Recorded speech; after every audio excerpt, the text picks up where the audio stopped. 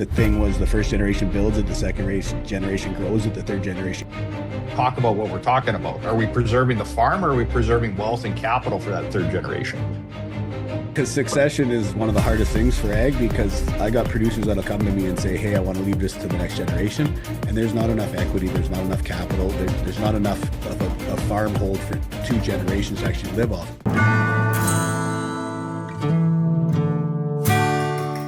Welcome to Growing the Future show live. You had your hand up for a while. Did you have a comment? You can take yourself off mute. I will bring anybody who puts their hand up and wants to make a comment up first.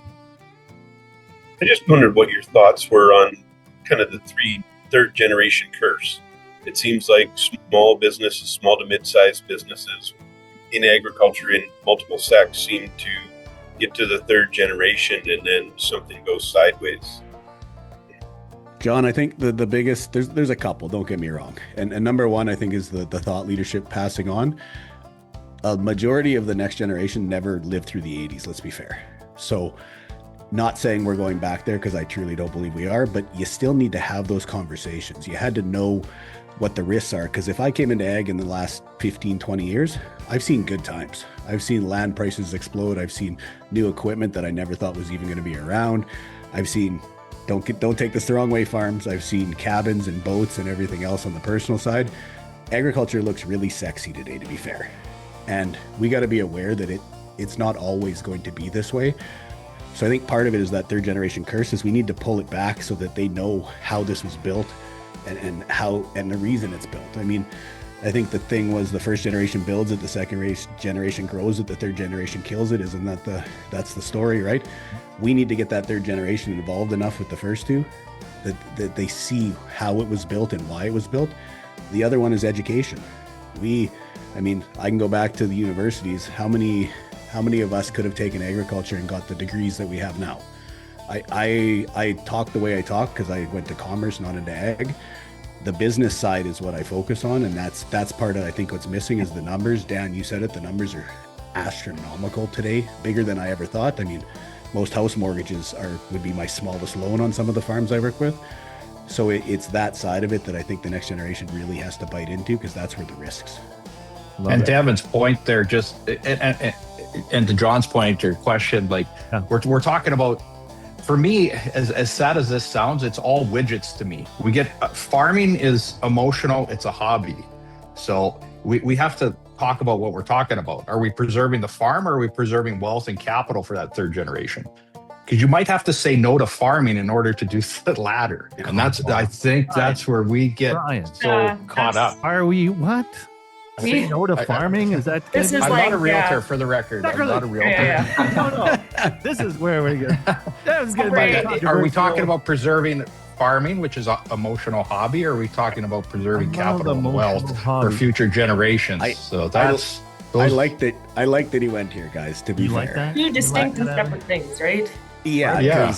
Because succession is one of the hardest things for ag, because I got producers that'll come to me and say, hey, I want to leave this to the next generation.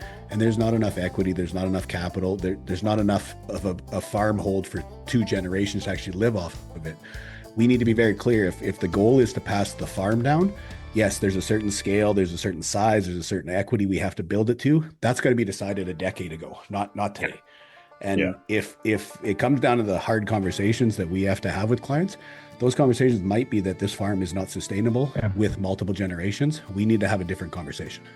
Or your son's not the CEO. Yes, Your son can't be the CEO.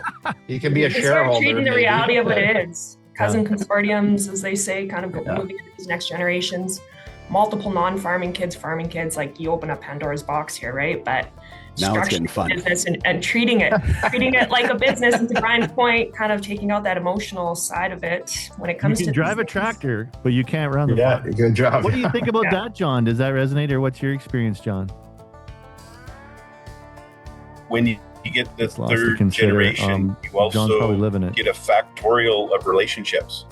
You think of mom and dad, and John, then the first generation down, John, and then there might be two more families involved. When that's not third generation, that's the relationship between mom and dad. Factorial of relationships.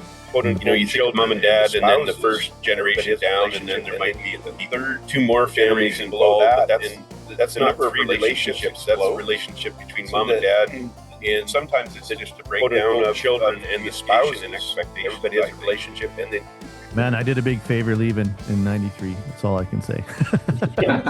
You couldn't have a big enough farm, Evan, for you couldn't have a 120,000 acre farm for 3 Aberharts, I don't think. You do know they cut you out of the wills last conversation I had, right? Huh? Hey, we're gonna follow up. We're gonna circle back on that later because I say next time we need a lawyer on this call too. Yeah. For these Yeah. Word from our sponsor. We got to get the only thing I care about is Maricopa. Give me Maricopa and I'll go away quietly forever. I think to John's point there, like, I think if you have a proper succession plan in place and everybody's goals are aligned and everybody knows what's going on, that third generation can succeed. And I think you're going to see more success out of that. I don't know if there's stats out there for, you know, if you had a succession plan and you work with somebody to do that, but I would assume that it's quite a bit higher of a success rate rather than, hey, you're up next, take it over, when they're maybe not prepared for it or however that looks. Well, the group has to define what success is in that, and that's why if you go through the steps of a proper succession plan, dad's definition of success might be different than his daughter's, and different from mom's, and different from whoever. So Yeah. And you said it. Separate rooms, you said, to talk to people. yeah, Is there a And bright light in that room? Like, are they sweating? Is it under the duress that these people are making these decisions? Well, I'm interested. Go ahead. This might be. I mean, Evan, you know, you're going to talk about this a bit, but it's like, I'm interested in that third generation. How many times they're actually set up for failure by the second generation when it's like the succession planning payment is way too high for that parents leaving, and they basically burden this third generation with no ability to succeed.